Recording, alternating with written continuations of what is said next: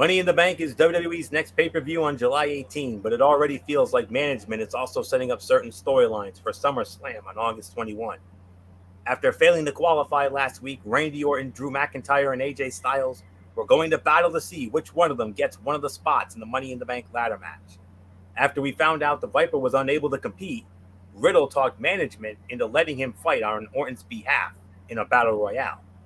Rhea Ripley teamed up with Mandy Rose and Dana Brooke to take on Charlotte, Tamina, and Natalya in a 6-woman tag bout that combined 2 feuds into one. We also saw Kofi Kingston confront MVP about the way Bobby Lashley attacked Xavier Woods last week, and Jackson Riker faced Elias in a strap match. Let's take a look at everything that happened on tonight's edition of Monday Night Raw. Welcome, everybody, to Ridiculously Raw, the most must-see show on YouTube and StreamYard.com. Today, I am your host, Anthony Florio, joined, as always, by good old MF Michael Fletcher and the phenom Michael Bullock. I sincerely and humbly apologize for the very late start. Major technical problems on beyond my control, but everything for the moment has been squared away. So with that being said, we started off with a battle royale to determine who would take Randy Orton's spot in the last chance triple threat qualifying matchup tonight. MF, time of the fall on that? The time of the fall on this one was 14 minutes and 15 seconds. And the winner, Riddle. Riddle wins the battle royale on Randy Orton's behalf. Not having Orton this week meant WWE had to scramble for something new. Instead of just pushing the triple threat to next week, WWE opted to use this opportunity to have Riddle fight for the Viper. Battle Royals can be a lot of fun, but this one lacked the unpredictability that is supposed to come with this kind of match. It was a little too planned out to seem spontaneous. Riddle winning was predictable and uninteresting, but it was also necessary if the plan is for the Legend Killer to end up in the match, the Money in the Bank ladder match. On the plus side, WWE used this bout to advance a few mid-card storylines. Jeff Hardy versus Cedric Alexander, the Viking Raiders versus Styles and Omos, and the storyline with Ali and Mansoor were all addressed. 2.5 to 3 stars is my rating for this. And there's one small gripe I have about this, and I know you guys are going to agree with me on this, especially Bullock. Something has to be done about guys getting eliminated from the Rumble or any Battle Royale or what have you by somebody who's not even in the damn match. Something needs to be done about that. Really does. Because Omos cost the Viking Raiders an opportunity, even though one of the Viking Raiders was propelled out by Jinder Mahal. Omos clearly eliminated the other one. I know it's storyline progression and whatnot, but I'm sorry, I'm calling foul on that one. So something really needs to be done. I consider that asterisk stuff. I don't like that. So get out of here with that. But other than that, 2.5 to 3 stars. MF, not the best battle royal. Unfortunately, also a bit predictable with Riddle winning on behalf of Randy Orton. I mean, we haven't seen anything like this since Randy Orton won the U.S. title on Booker T's behalf years ago. Yeah, no, most definitely. I agree with everything that you guys said. But as far as you know what? I heard the argument from Michael Bullock on social media. Now I hear it from you, Florio, on the show about this interference and everything else. All I'm just doing is rolling my eyes right now. Like, come on, cry me a freaking river, you two, when it comes to something like that. I get it. I know you guys don't like it. It's a poo-poo moment and everything else. But, if this was one of your favorites and this happened, you'd be flying off the handle, like Jesse the Body Ventura said to Gorilla Monsoon back in the 1989 Royal Rumble when Hulk Hogan, who was already eliminated, by the way, screwed the Big Boss Man, and what was the thing? He should have been out of there. Yeah, he is. So what? That's my theory about it. I'm saying so what? So what he got involved? So what he helped eliminate a Viking Raider in the Battle Royale? So what? Anything goes. That's the name of the game. Anything goes. Eliminations can happen at any time, and if that's how an elimination happens, It is what it is. So I got nothing more to say. Michael Bullock, it's yours. I know you're going to flip on me for this, so go right ahead. This is about 2.5 stars.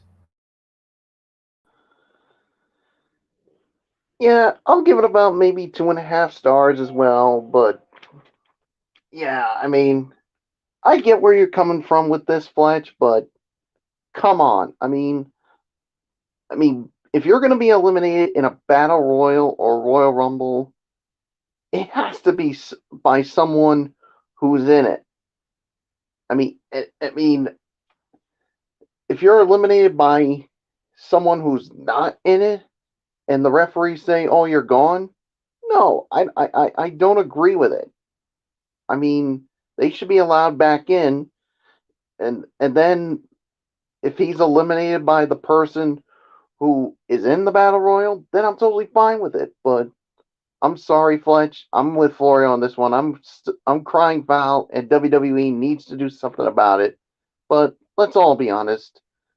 They're not going to do a damn thing about it. It's just going to continue on and on and on. So I really got nothing more to say. Florio, it's yours. Yeah. All right. With that being said, I'm gonna try this again here. See if this. All right. I think we should be all right now. I'll take it from here, MF. As far as the time is concerned, I got it. I got what I needed here. 14-15 for that. So next up, we had the superhero Nikki Cross squaring off against Shayna Baszler with Nia Jax and Reginald, of course. Alexa Bliss gets involved, and winner of the match, 9 minutes and 45 seconds. The superhero Nikki Cross does it again. Before I give it to MF, I will simply say that, I had reservations about this, but after MF corrected me last week on our Wednesday show, I fully understand what they were going for here. I mean, this was all Nikki Cross's idea. Bullock never knew that. I informed him about that during our Raw chat tonight, but this was Nikki Cross's doing. I thought it was WWE's doing. I thought it was a Vinnie Mac and Kevin Dunn thing. Obviously, it wasn't. I stand corrected. So, honestly, I'm not crazy about it, but if it works, it works. So that's all I'm going to say on that. So, MF, I think this repackaging, I think this thing is going to do wonders for that. I think this thing is going to take off. I hope it takes off. By the way, she did win the match in 9 minutes and 45 seconds, just to give you a heads up on that. In one way, I hope so, but tonight did not really do any favors for Nikki Cross. Alexa Bliss got involved again. She tried to, I don't know what is her obsession, I know what her obsession is with Shayna Baszler, because of the fact that Baszler kind of poked the fight, poked the bear, if you'd say, by going after Lily and saying that it's nothing but a stupid doll, and actually stomped on her, if you remember, a couple of weeks ago. But now she's trying to play these mind games, trying to hypnotize Jax at ringside. You know what? I gotta say, I'm not a fan of it now. I'm not a fan of it. I think it's run its course now. I don't know. I just feel like it's getting too bizarre now for me. So it was a solid match. 2.5 stars, 2.5 to 3. I'm happy for Nikki Cross because this is really doing wonders for her. And like I said, yeah, Killian Dane, her husband, confirmed that yes, this was Nikki's idea. She ran it by Vince, and Vince gave it the okay, probably thinking, not knowing what to look at it. But I'll tell you right now, Vince is actually very happy with Nikki Cross's work, and he's actually been very high on what she's been doing lately. So yeah, you got the boss, and even Beaver Tooth, the Bucktooth Beaver himself, Kevin Dunn, is actually pretty happy with Nikki Cross lately. So who knows? This might be a sign of good things to come, Michael Bullock. Yeah, you're right. I mean, this could be a sign of of things to come. But we'll wait and see as the weeks progress on. But but Fletch, I gotta ask you. I mean, the thing with Alexa Bliss, is it at the point to go away? It's getting there. I'm not gonna pull the trigger yet, but it's getting there. Would you say maybe another week or two, and then perhaps you'll finally pull the trigger and say it's at the point to go away? Not yet, but we'll see. If they keep doing this, yeah, it'll be go away. Yeah, I'm with you on this. I mean, I was fine with it at the beginning, but yeah, it's really getting. I'm kind of getting sick of it now, as far as I'm concerned. So, as far as this match goes, I'm gonna give it about maybe two and a quarter. I mean, because there was so much going on outside, it did take a little bit away from this match. So, yeah, so there's really nothing more for me to say. Flory, what's yours? Yeah. This match combined two of WWE's goofiest gimmicks. On one hand, we have Bliss and her weird enchanting powers. On the other, we have Cross looking like a superhero. This whole storyline is like a Fast and Furious movie in the sense that you are either on board for all the over-the-top nonsense or you're not. You're not going to find many people in the middle. The match between Cross and Baszler was fine, but the other shenanigans took a lot of attention away from what was happening in the ring. Cross is enjoyable in this role because she has the enthusiasm to pull it off. If WWE actually follows through with their push, she could end up being as popular as Mighty Molly. And I told you that, Bullet, during our Raw chat tonight. So let's keep that in mind. I'm with Bullock on the rating, 2 to 2.25 stars. So I think really the major test. I'm going to be very quick. I think the major test for Nikki Cross is how the fans are going to react once we get the fans back. If they start backing her and loving the gimmick, then you're going to see the skyrocket. Okay. So we'll see. Then we had the face-off, the confrontation with Kofi Kingston and MVP. Michael Bullock, what a segment. Segment of the night. We absolutely love the fire and intensity out of Kofi during this.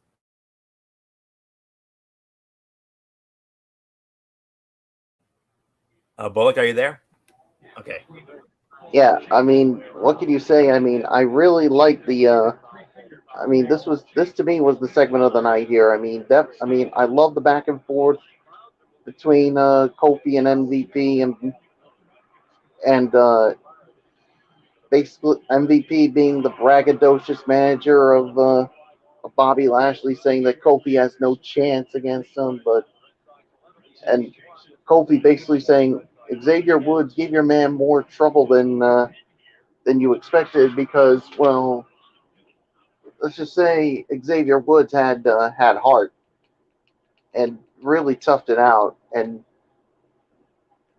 basically saying, look, there was nothing I could do because of what you and Lashley did. So, and then eventually, Kofi called out MVP, saying that he's milking his knee injury, that he's not really hurt at all, that he's only using it as a protection. So,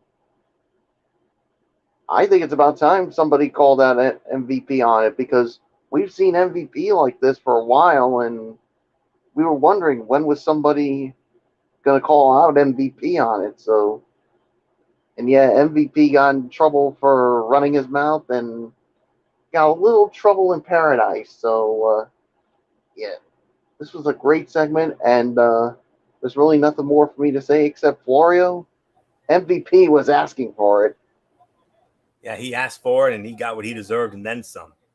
Kofi Kingston and MVP are great together, and this segment allowed them to have what appeared to be a somewhat improvised conversation. This feud is being built up slowly and made more personal with each segment. A lot of what happens on Raw, as we know, is repetitive or uninteresting, and you wonder why Raw keeps losing viewers nowadays. But this storyline right here is hitting its stride. And next week, yes, it's repetitive, but we're going to get it again next week. Bobby Lashley versus Xavier Woods, but it's going to be a regular one-on-one match, no Hell in a Cell or any of that. So we'll see what happens in a regular wrestling match with those two. So, And on top of that, let's not forget Kofi and Lashley, WWE Championship match, Money in the Bank. So great segment here. Kofi's fire and intensity, and being that baby face there, acting like a true baby face during this, and it sounded like a speech that I would give if it was me. So very well done. Absolutely loved it. So no doubt about it. Segment of the night. MF, we got a bright spot here on Raw with this. Yeah, you absolutely do. Major bright spot, great battle, great conversation. It felt authentic, and that's the one thing. A lot of people are going to root for Kofi Kingston because a lot of people believe that Kofi deserves another shot at the title. But Bobby Lashley has been the best thing that's been going on right now for the Red brand. As WWE champion, the 17-year journey that he had to go through just to become the champion, and now where he's at, this is the best Bobby Lashley has looked in a very, very long time. And at the end of the day, I gotta say it. This is turning out to be something wicked special for all of us. So yeah, this was a great segment. This was a great thing. Anthony, it's yours. And I want to throw in one more quick point, gentlemen, and MF. I know you'll agree with me on this one. Wouldn't you say that Bobby Lashley, with the run he's on right now, I think we're finally seeing the Bobby Lashley that we saw dominate TNA? Yeah. It's looking like that. Yes, absolutely. He's starting to look like the destroyer of Impact Wrestling. The destroyer who, oh, by the way, at one time held 3 titles at the same time. The World Heavyweight Championship, the X Division Championship, and the old King of the Mountain Championship. Held them all in unison. He was a belt collector before Kenny Omega made it cool.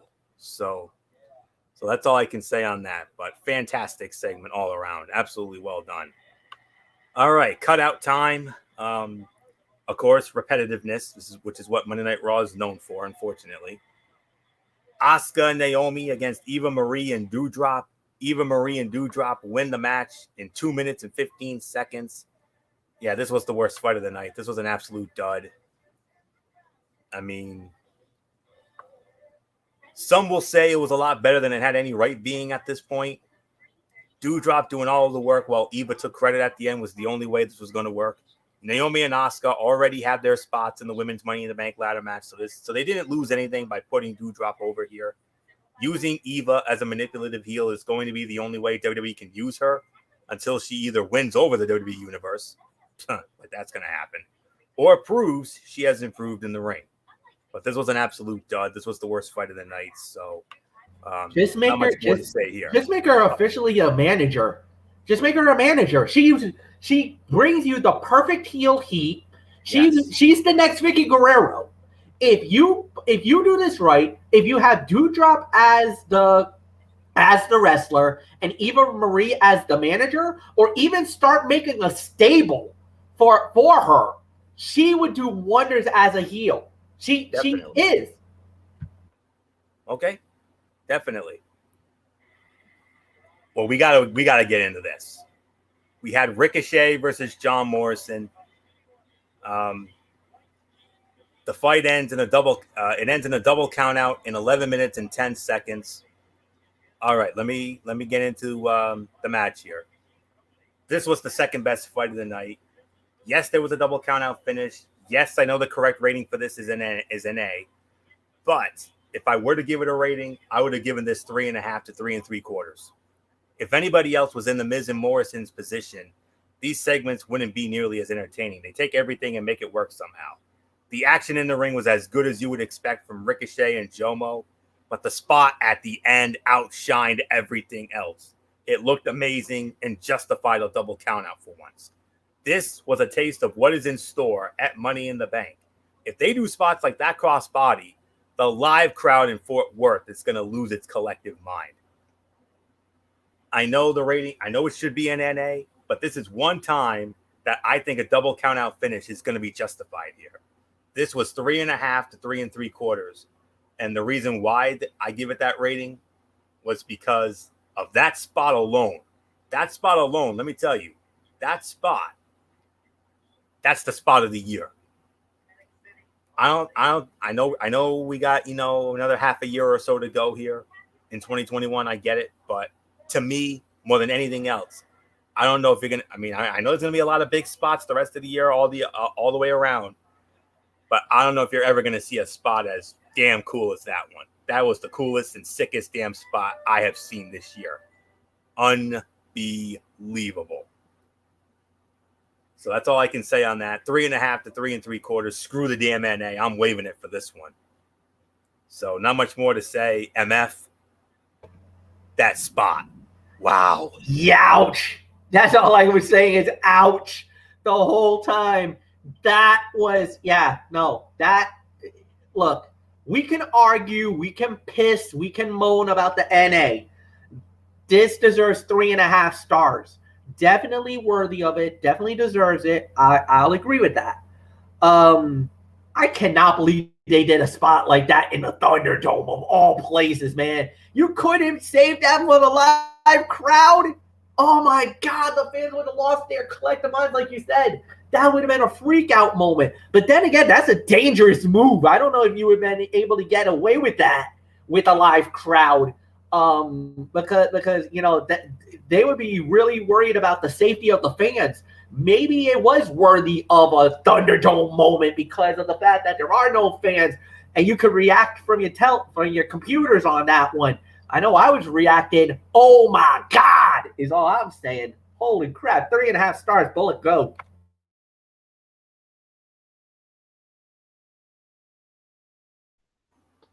Well, I'm sorry I have to do this, guys, but it's part of the rule. I mean, if it's a double count out, it's an NA. I'm sorry. I mean, yes, it is the second best fight of the night. I'll agree with it, but because we had no winner, it's an automatic NA. I didn't indeed enjoy the action. That spot there was definitely sick. So, yeah, maybe it was a good thing that they had the Thunderdome. They had this thing done in the Thunderdome, because if they did it with a live crowd, ooh, that would have been dangerous, and somebody could have gotten hurt. So there's really nothing more for me to say. So unfortunately, I'm going to have to be the lone wolf and give it an NA. Sorry. Fair enough. Gloria, it's yours. So yeah, and I know, and if MF was doing commentary, he would have screamed out, "Look at this!" You would have, MF, if it had been you. So yeah, but I'm not doing Raw. I do SmackDown. Remember? Yes, but I'm saying if you did.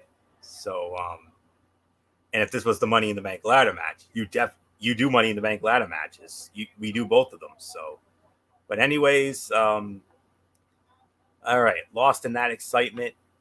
6-woman tag team matchup. Rhea Ripley, Mandy Rose, Dana Brooke against Charlotte Flair and the women's tag team champions Natalya and Tamina. Charlotte, Natty, and Tamina, they win the match in roughly 5 minutes and 40 seconds. It was joined in progress. The fight never really got off the ground because all hell broke loose. But MF, whoa. You want to talk about a cat fight a la Joey Styles? Oh my God. Especially at the beginning. Oh yeah, no, that because that's the way it's supposed to be. I liked it. I enjoyed it. No problem with it. 2 stars for the rating. I really got nothing more to say. Bullet go. Yeah, I'm going to give it 2 stars as well. I mean, the action was good for what it was. I mean, it was nothing really special about it, so I got nothing more to say. Florio, go. Yeah. This match started with a lot of good aggression during the brawl and managed to keep the pace during the actual match. What we saw was predictable and somewhat basic, but it had some highlights. Rose and Brooke have improved a lot since forming their tag team, and this match helped showcase their skills a bit. The big question was who were the baby faces and who were the heels? Especially on the babyface side. Ripley is certainly not acting like one, and WWE's piping in boos for her entrance, so there is no hero in this feud. It's also a little hard to tell who we are supposed to cheer for in the women's tag title feud. 2 to 2.5 for this, so not much more to say. Another cutout here: Jackson Riker versus Elias in a strap match. Jackson Riker wins in 3.5 minutes. Bottom line, this really needed more time. WWE is having somebody beat themselves with a leather strap, and we are supposed to buy him as a babyface. Let that sink in for a moment. Self-flagellation is not an admirable trait. Riker is controversial to say the least, but we have to look at this objectively as a match. That being said, this was mediocre at best. This did not have the kind of brutality we have come to expect from this stipulation and didn't last long enough to give them that opportunity. Riker getting the win was easy to see coming from a mile away. The question becomes, what does WWE do with him now? This was the second worst fight of the night, 1 star. But gentlemen, we do have to get into this. The main event of the evening, the last chance qualifier, Randy Orton out, Riddle in, Riddle versus AJ Styles versus Drew McIntyre. Winner of the match in 26 minutes and 40 seconds, Drew McIntyre. The Raw side is set. Ricochet, John Morrison, Riddle, and now Drew McIntyre. Michael Bullock, you and I were gushing over this during our Raw chat. What a main event. Oh, my word. Wow. Yeah, you can definitely say what a main event this was. A great way to close out the show. I'm going to give this 4.5 stars. I mean, it doesn't get the 5. I mean, but still, this was definitely a really, really good main event. And yeah, the outcome was never in doubt for me. I mean, somehow I knew Drew McIntyre was going to find his way in, and yep, he's now the final Raw competitor for Money in the Bank. So nothing more to say. Florio, it is yours. Fight of the night and one of the best matches you will see on Monday Night Raw this year. You can make an argument that this is our match of the year for Monday Night Raw so far. 4.5 to 4 3/4 of a star. The moment when Riddle kicked the steps looked and sounded great, but he may have oversold it a bit on his way to the back, making it look like a legitimate injury. Everything else in this match worked well and showcased the individual strengths of each wrestler. Styles is known for his athleticism, but he was given a chance to show off some power against the Scottish Warrior. Riddle coming back down just to lose is going to create tension with the Viper in the coming weeks. It'll be interesting to see if he reacts violently or forgives Riddle, which is not something he has ever been known to do before.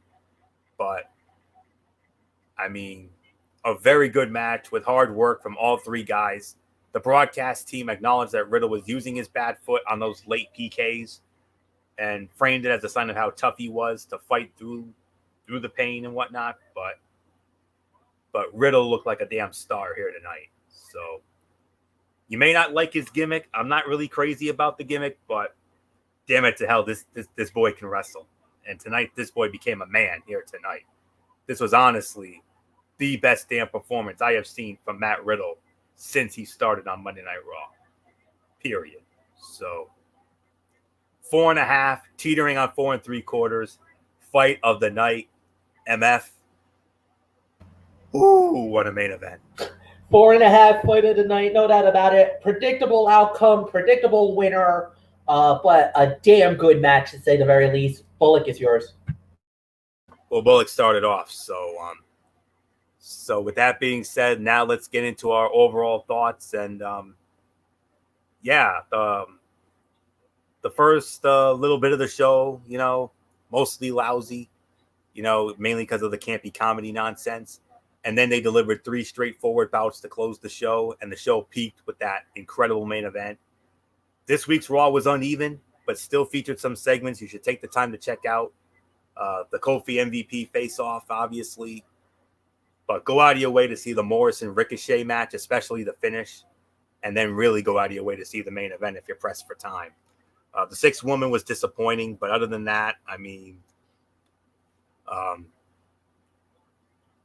I would probably have to give this about a 6 to 6.5 out of 10. Mainly because, it started very slow. But then once we got to Ricochet Morrison, then it started to get better. So not as great as last week, but, it was a little bit back to reality, but still 6.5 for me. So not much more to say. MF, main event, Ricochet Morrison, those 2, along with that Kofi MVP face-off. I think that's what saved the show tonight. Yes. I'm actually going to be a little more generous than that. 6.5 to 6 3/4. I thought it was an all right show. I think it was a lot more better than we were thinking. I mean, we knew last week's Raw was, in my opinion, was the best Raw of the year, best Raw of 2021. So I knew they couldn't do it 2 weeks in a row, but they didn't really lose a lot of the momentum. They lost a little of the momentum, but they still kept it a free flowing, consistent. It actually was an okay 3 hours. Again, there's always that argument about going the 2 hour route. I think we can definitely agree with that, but it was solid and well done for the most part. It wasn't a dumpster fire, but it's still, it's still a lot. It's still an improvement from prior weeks and in the past that they've done. So that's the good news for Monday Night Raw. So Bullock, it's yours.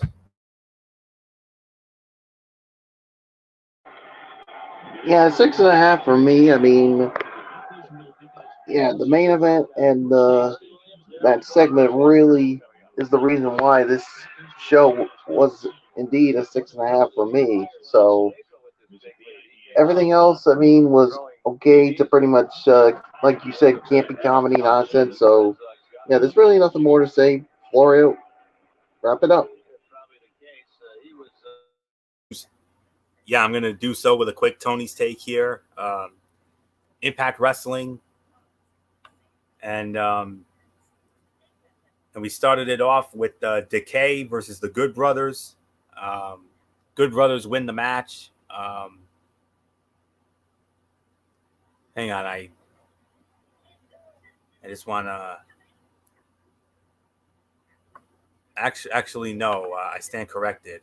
This is that's the wrong one. Just give me. Oh, that's right. Okay. All right. All right. Now we got the right one. All right. Glad I caught that. Rosemary versus Kiera Hogan. Rosemary wins. 2 3/4 of a star. Pretty good match with good energy from both women. Rosemary continues to regain momentum for herself and team with Havoc. Deonna Purrazzo went up against Susan. Deonna Purrazzo wins the match. 2 stars. Not the most exciting match, but told a solid story and sets Kimber up as a solid babyface challenger. Rohit Raju and Mahabali Shera against Petey Williams and Trey Miguel. Rohit Raju and Mahabali Shera win the match. 2 3/4 of a star. Good action. Told a nice story that is rarely accomplished when building multi-man matches. Rachel Ellering and Jordan Grace had a promo segment. Went on way too long. Didn't really advance the angle nearly enough. It's been built for months and it's dragged at many points. Both girls displayed more emotion than ever before, and Jazz returned, yet the end result was unchanged. Not a bad segment, but could have been shortened if lacking more advancement. I'm sure they're going to end up doing something good with this, but we'll see. Sam Beal against Jake Something. Jake Something wins. Fine squash with Jake looking good and Brian Myers sounding good on the mic. Main event of the evening for the Impact World Tag Team titles. Violent by Design defending against Eddie Edwards and Kojima. Violent by Design, they retained the titles. 3.5 stars. All 4 showed how good they are at tag wrestling. Joe Doring continues to look like an absolute killer. And VBD is as well as a whole unit is built extremely well. 6 out of 10, pretty good show with the main event being the clear standout. The storytelling and build for Slammiversary is good, alongside the intrigue of the free agents appearing at the event. Not much to say about last week's show, but solid wrestling all around and a good, fresh tag team bout to end it. So not much more to say there. Let's quickly get into 205 Live. Ikemen Jiro against Arya Davari. Jiro wins in 8 minutes and 45 seconds, 3 stars. Good match as expected, and Jiro going over was the right call. So long, and Davari was released, so we wish him the absolute best. He was released as part of those late week releases from last week. Then we saw Grayson Waller against August Gray. Grayson Waller wins in 9 minutes and 37 seconds. The match was booked like it was Gray's last match on the brand as Waller dominated him outside a few brief moments. Solid bout. And yeah, August Gray was also released. So 2.5 stars there. 7 out of 10. Good show. But a bit of a bummer with the dark cloud hanging over the brand with the releases on Friday. Davari went out with another good match, and Gray put over Waller strong. They'll both be missed along with the others that were let go. And we'll see what new faces show up in the coming weeks. So 7 out of 10 there. So while I have a while I have a while I have a quick moment here to just to quickly set the table for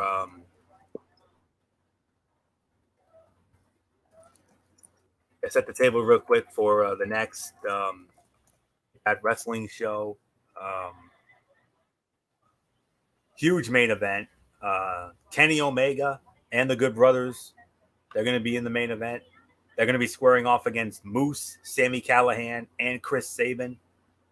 Eddie Edwards will go one-on-one with Satoshi Kojima. Chris Bay against Petey Williams. Rich Swann and Willie Mack against TJP and Falaba. And on the Before the Impact pre-show, Deonna Purrazzo will go one-on-one with Kimber Lee. Oh boy, that could be good. That could be one of the better BTI matches. Although I don't think it's going to come as close as to getting past that Alexander and TJP Iron Man from weeks ago, which was insane. So, all right, that's it. I do apologize once again for the late start. You know, these things do happen beyond our control, but thankfully we were able to get the show in. So we want to thank you all so very much for tuning in.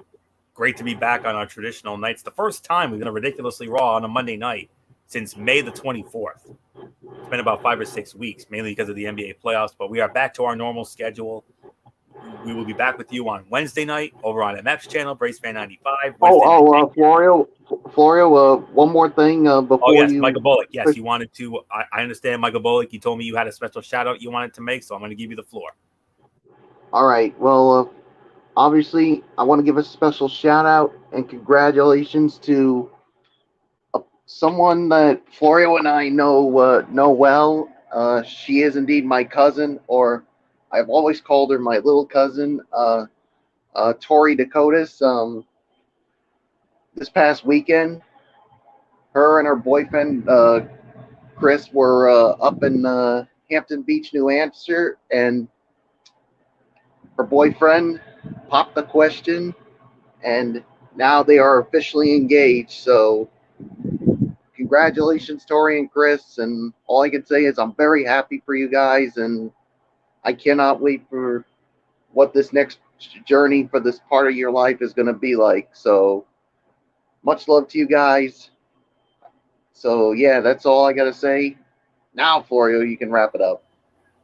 All right. So congratulations to Cousin Tori on behalf of all of us here at the Wrestling Forum. May your lives continue to be filled with happiness and harmony. And that's all we want to say on that. A very dear friend of ours, big wrestling fan, big CM Punk fan from back in the day. I remember that very well. So that's all we can say on that. We wish her we wish her and her fiance all the best. And many blessings and much love to you guys. So, all right. So with that being said, we're back on our normal schedule this time around. We'll be back with you on MF's channel, Brace Fan 95, this Wednesday night, 10:30, for the return of the actual Wednesday Night Mayhem. Wednesday Night Mayhem returns. We're gonna go back to the old stuff. We're gonna go back to NXT, and we're also gonna have AEW Dynamite. Yes, that'll be on Wednesday. Thursday, Strictly Sports. The Seattle Kraken have found their first head coach for the Seattle Kraken franchise. We'll address that, and we will also preview the Stanley Cup Finals between the Montreal Canadiens and the Tampa Bay Lightning. Game 1 was tonight, and the Tampa Bay Lightning, a 5-1 beatdown of the Habs tonight. Game 2 will be on Wednesday, so we'll be 2 games in come Thursday night. So that'll be on Thursday, and then Friday we got the Cerebral Smack Talk with MF, Brace Fan 95, Friday Night SmackDown, and that's it. And then we'll do it all again next week. So until Wednesday night for Wednesday Night Mayhem, this is Anthony Florio signing off on behalf of my panel, good old MF Michael Fletcher, the Phenom Michael Bullock, the Twisted Angel and the First Lady of the Wrestling Forum, Dee Woodson, and always and forever the Yankee Messiah 401, Derek Ferreira. You know the routine. Everybody, thumbs up. Talk to you later. Yeah, Twitter, Fortune 4 style. Bye for now, my friends. God bless. Be good to each other. Have a blessed couple of days, and until Wednesday night for the return of Wednesday Night Mayhem on MX Channel Base 395. You've been watching the return of Ridiculously Raw right here on the Tone 25 on YouTube and Streamy.com. And remember, my friends, no matter what anyone else tells you, beyond anything else, wrestling is indeed actually real. For everybody who has been a part of this one, for now, Anthony Floyo, so long. Bye, everybody. Bye.